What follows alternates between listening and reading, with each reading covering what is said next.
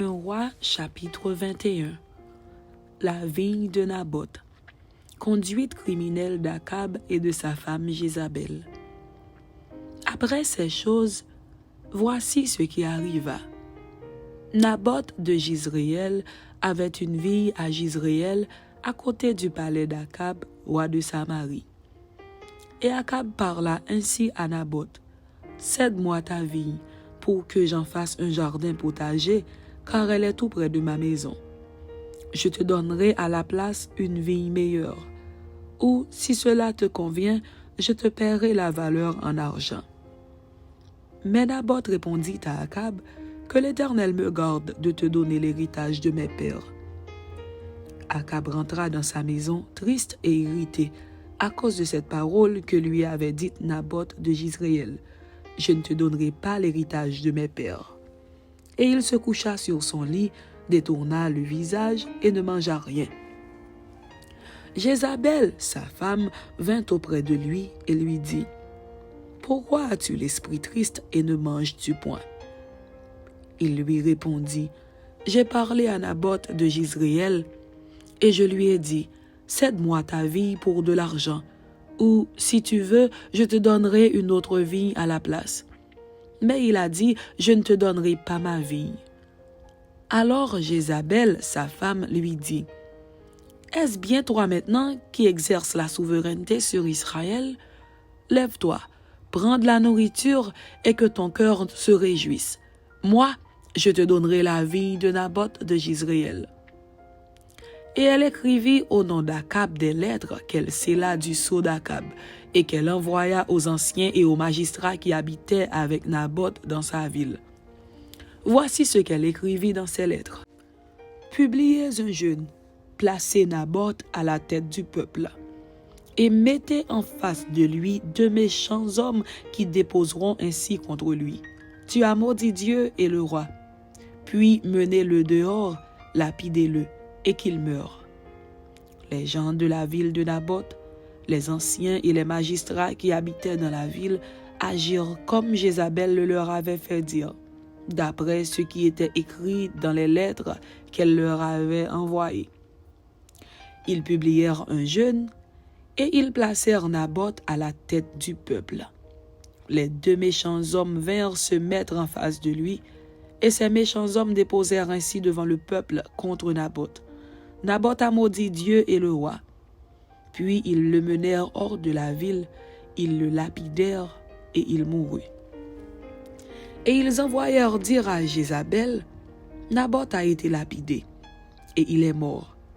Lorsque Jézabel apprit que Naboth avait été lapidé et qu'il était mort, elle dit à Akab: Lève-toi, prends possession de la vigne de Naboth de Jizréel, qui a refusé de te la céder pour de l'argent.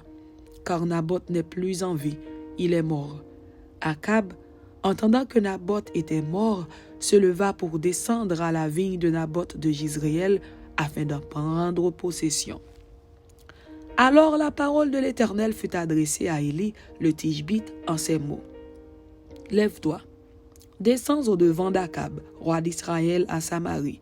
Le voilà dans la vigne de Naboth, où il est descendu pour en prendre possession. Tu lui diras: Ainsi parle l'Éternel. N'es-tu pas un assassin et un voleur? Et tu lui diras: Ainsi parle l'Éternel. Au lieu même où les chiens ont léché le sang de Naboth, les chiens lécheront aussi ton propre sang. Akab dit à Élie: M'as-tu trouvé, mon ennemi? Et il répondit: Je t'ai trouvé parce que tu t'es vendu pour faire ce qui est mal aux yeux de l'Éternel. Voici, je vais faire venir le malheur sur toi. Je te balayerai, j'exterminerai quiconque appartient à Akab, celui qui est esclave et celui qui est libre en Israël.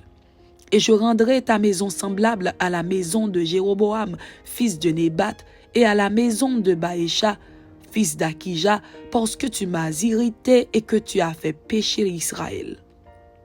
L'Éternel parle aussi sur Jézabel, et il dit: Les chiens mangeront Jézabel près du rempart de Jizréel. Celui de la maison d'Akab qui mourra dans la ville sera mangé par les chiens, et celui qui mourra dans les champs sera mangé par les oiseaux du ciel. il n'y a eu personne qui se soit vendu comme Akab pour faire ce qui est mal aux yeux de l'Éternel. Et Jézabel, sa femme, l'y excitait.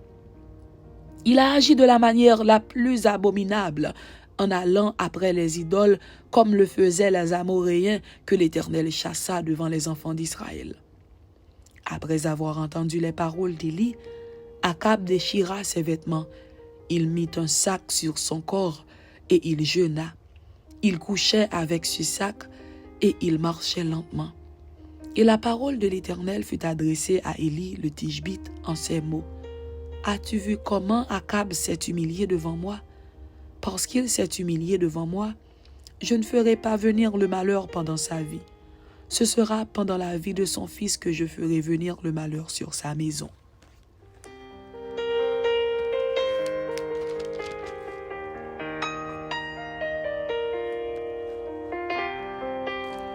1 Roi, chapitre 22. Akab blessé à mort dans une expédition contre les Syriens. On resta 3 ans sans qu'il y eut guerre entre la Syrie et Israël. La 3e année, Josaphat, roi de Juda, descendit auprès du roi d'Israël. Le roi d'Israël dit à ses serviteurs, « Savez-vous que Ramoth en Galaad est à nous?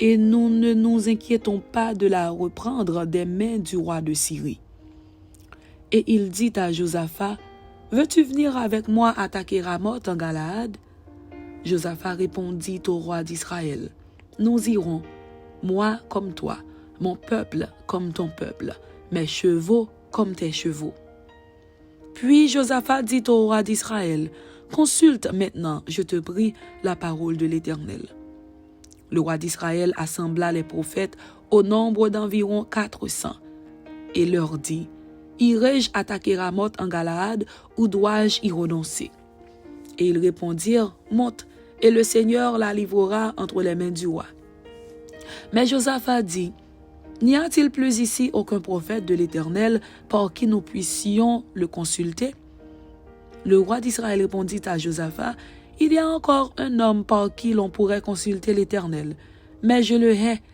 car il ne me prophétise rien de bon. Il ne prophétise que du mal.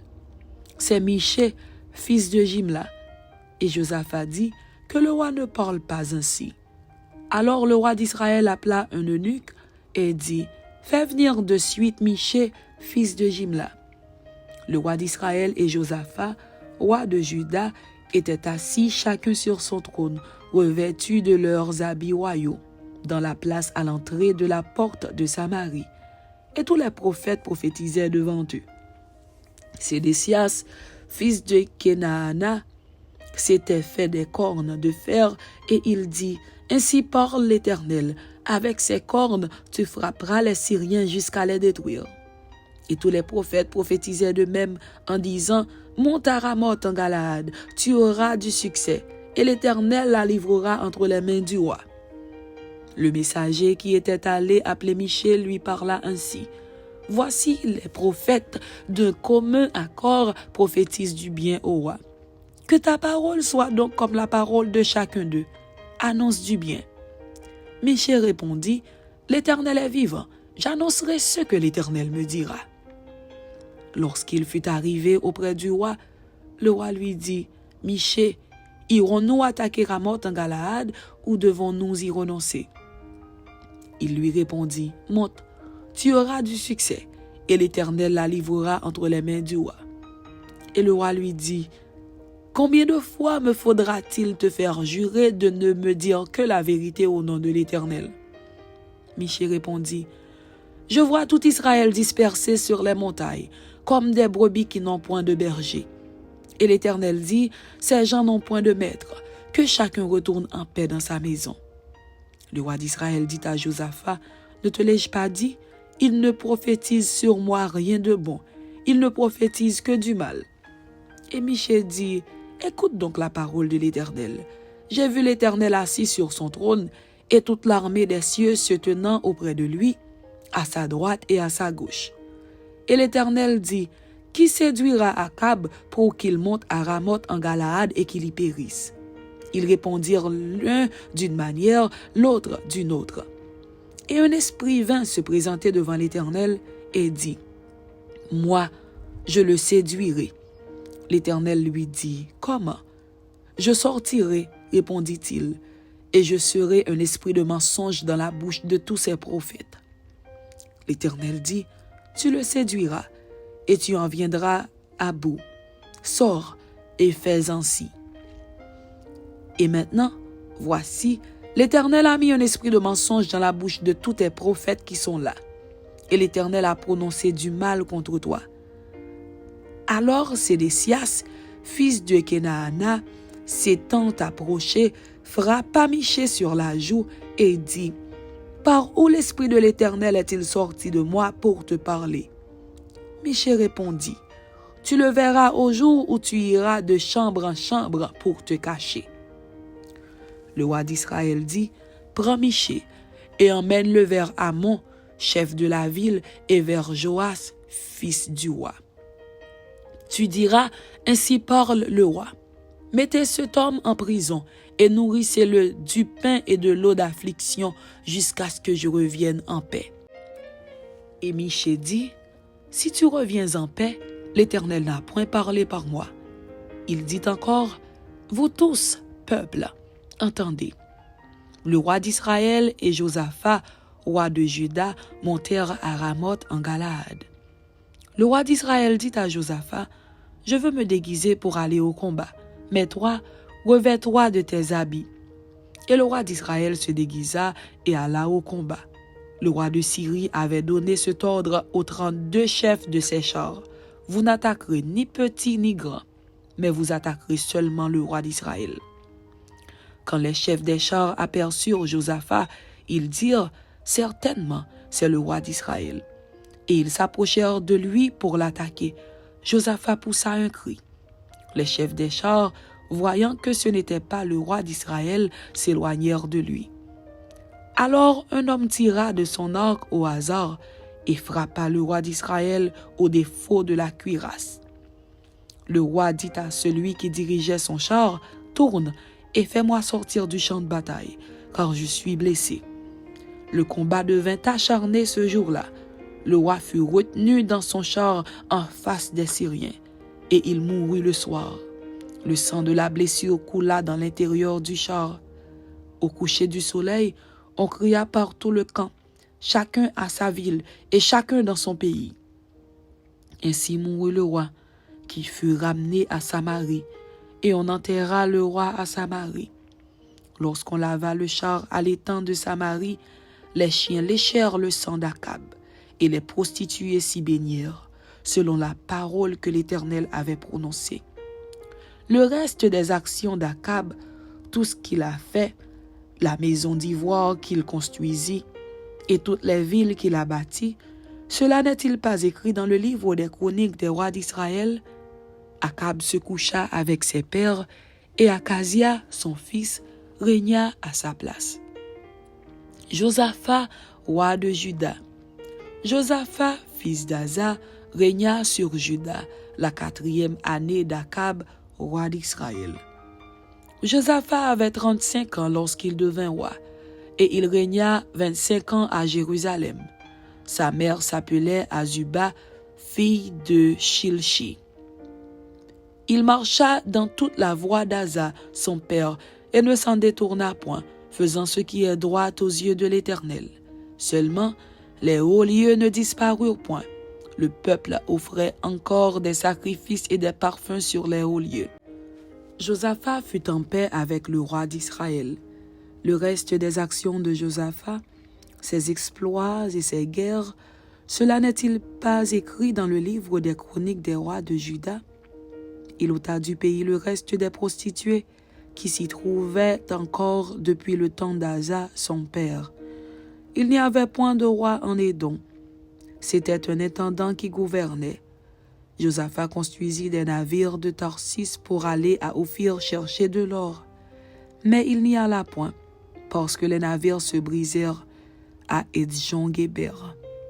Alors Akazia, fils d'Akab, dit à Josaphat, « Veux-tu que mes serviteurs aillent avec les tiens sur des navires? » Et Josaphat ne voulut pas. Josaphat se coucha avec ses pères, et il fut enterré avec ses pères dans la ville de David, son père. Et Joram, son fils, régna à sa place. Akazia, roi d'Israël. Akazia, fils d'Akab, régna sur Israël à Samarie, la 17e année de Josaphat, roi de Juda. Il régna 2 ans sur Israël. Il fit ce qui est mal aux yeux de l'Éternel, et il marcha dans la voie de son père, et dans la voie de sa mère, et dans la voie de Jéroboam, fils de Nébat, qui avait fait pécher Israël. Il servit Baal et se prosterna devant lui, et il irrita l'Éternel, le Dieu d'Israël, comme avait fait son père. Amen. C'était 1 Roi chapitre 21 et 1 Roi chapitre 22. Ainsi se termine la lecture du premier livre des rois. Que Dieu vous bénisse. Amen.